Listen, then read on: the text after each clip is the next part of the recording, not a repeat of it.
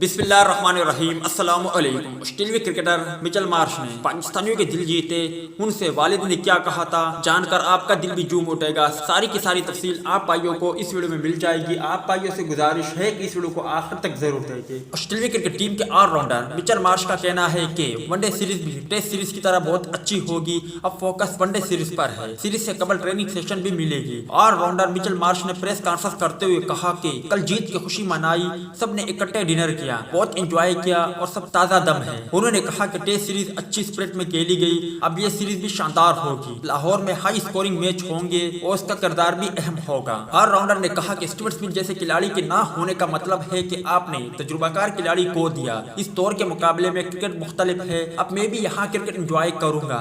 Pakistan cricket team کے بارے میں مچل مارش کہتے ہیں کہ پاکستان وائٹ بال ٹیم بہت اچھی ہے، ہم سب کے پاس موقع ہے کہ اچھا پرفارم کرے۔